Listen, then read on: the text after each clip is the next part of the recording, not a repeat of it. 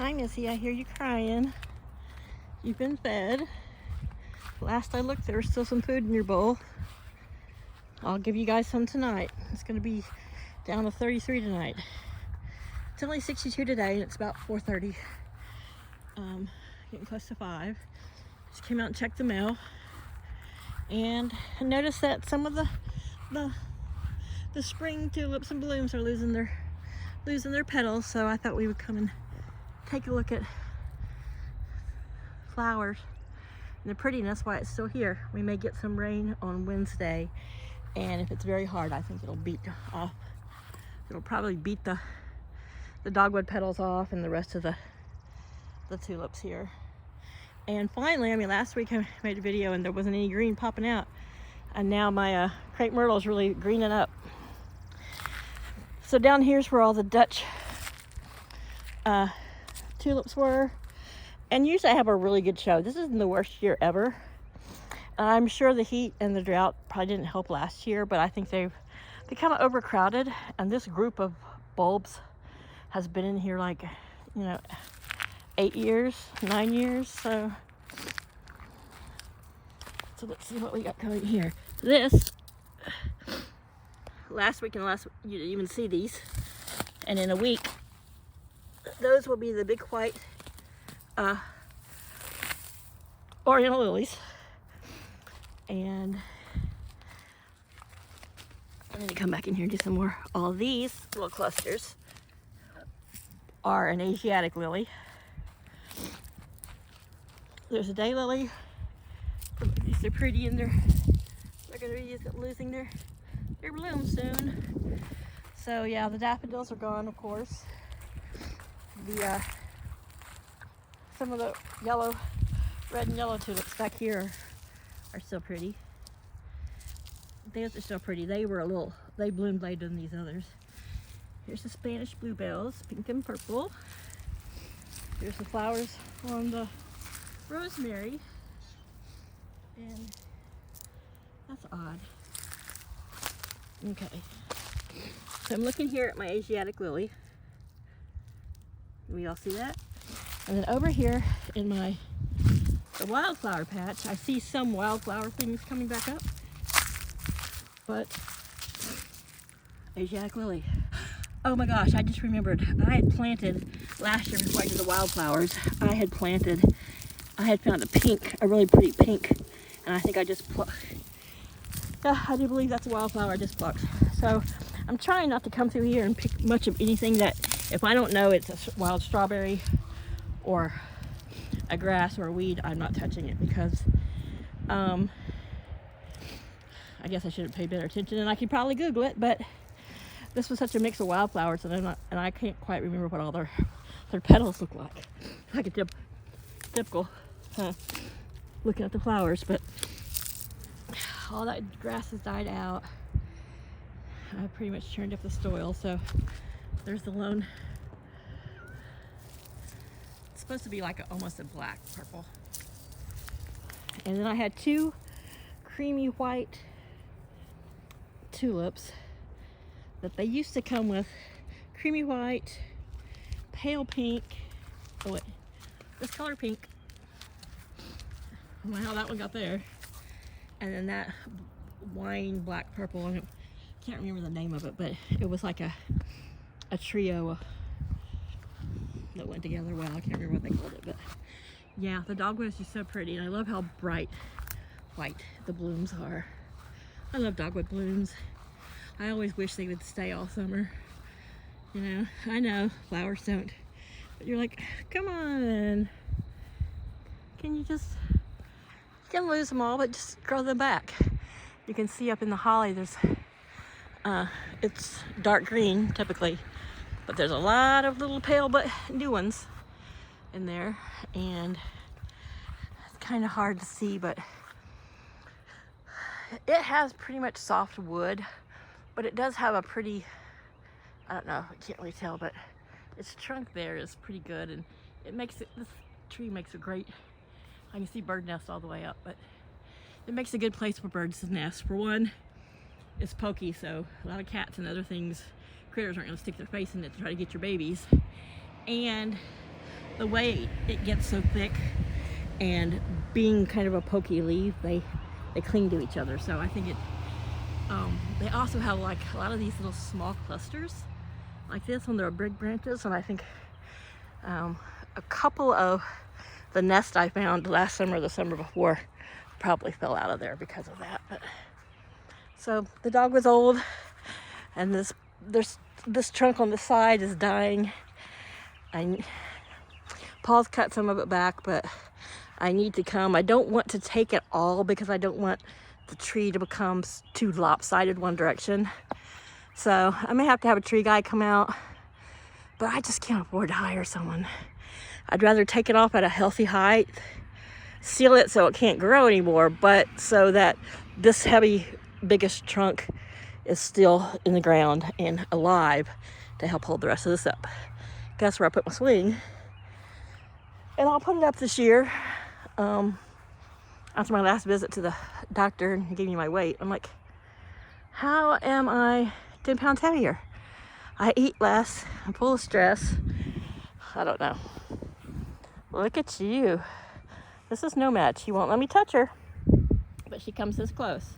She's about 4 feet away from me, 5 feet away from me. It was covered in dust. You been dust bathing?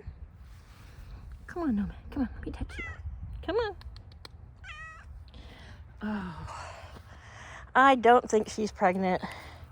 She's a female, but she might not be able to have babies. I don't know. But if she was going to be pregnant, I think she already would have. Now, I do know that the gray and white one that I call Little Mama, I can tell she's back there. She just turned her head. She is pregnant. And they've been coming over to drink out of the extra water bowls. And because I know there's pregnant mamas, like I've said, I give them a little extra food. I think there's like 8 or 9 of them over there. Plus you got some pregnant mamas. Right now in my yard, I'm counting 2, 4, 6, 8. There's 10 over there that I can see. And I know that they're buying a big 40-pound bag of dry each week, but I just don't think it's enough. I mean, these guys are mousers too. You know, they're out here eating mice, lizards, creeper crawly things probably. But I gave them some dry this morning, and then tonight, since it's going to be a cold night, and we've had some cold nights down in the low 40s, but it's going to be close to freezing tonight. Nice clear night, so that, clear skies are often colder. So I will, Paul buys these bigger cans of cat food that, the ones that are just like 14 ounce, I'll split one can between all 9 of my cats, give them a spoonful in each dish. But often I'll take 1 or 2 of those, and probably I'll do 2 because Paul didn't buy the really, really big 24 ounce can. And I've got a couple little plastic bowls that I don't use, that I keep over there in the shade by the fence that goes to my neighbors. I mean, it's pretty far off, but because I don't want them all moving in over here. I mean, they come over here to dust bathe. My neighbors don't have much of a yard, and here I think they feel safe and they can kind of run around wild, and there's all kinds of fallen tree stuff back there to climb and through there, and they're protected, and they hang out with the chickens. You've got fresh water. Oh, I thought she was drinking out of the puddle. It just finally dried up, and we probably just fill up again. I told Paul we need to get some gravel to fill it, but all I can do is request and suggest. But at least when it rains, I do know that they've got access to water. Might not be clean water, but it's water. And there's always bowls of clean water over here by the chickens. I probably water my chickens more than I see some people put out water for the regular farm animals, but I washed out and filled the green chicken feeder. Oh, there's Laddie in there. He's so food oriented. To zoom in to be able to see very well. I'm probably 40 feet away from him maybe. But anyhow, I usually fill this with water. I just cleaned it out earlier. I usually keep water in there for those guys. And then there's a water over here that Chaos likes to drink out of, and those guys. In the winter, that plugs in and it keeps their water from freezing. But in the summer, I just use it like a water bowl. And then these guys get fresh water twice a day. They get fresh water usually once this looks dirty. In the winter, of course, you're not going through as much water. Now, the summer, I will come out morning, mid-afternoon, and evening and change their water out. If it's really super hot, I'll do it more often. But I will probably, on the other side of the coop, it's where it stays a little more shaded, I'll hang up. They have a big waterer that's like that big feeder. I thought about using it this year, but the only thing I hate about that is it gets bugs in it. And I mean, they go through it pretty fast, but like when I open it up, there's little bugs crawling in it. And if it's too rainy and wet, sometimes it can, I just worry about mold and stuff like that. Now, if I had gotten a bunch more chickens where I knew that they were going to be going through that, you know, I think it holds 2 gallons, or I don't know, it holds quite a bit of feed. And they're going to be going through it faster. But with just these 4, and then I have a couple who prefer to eat out of the bowl. I mean, they'll eat out of anything if they have no choice. But so I have some more of those big blue bowls. So I will fill that little square tray with water, and that'll be their little wading pool. In here, where it does stay shaded all day long, no matter what time of the year, I will keep food and water hanging in here. And that might be where I hang the big waterer and that blue and white feeder that we just looked at right there.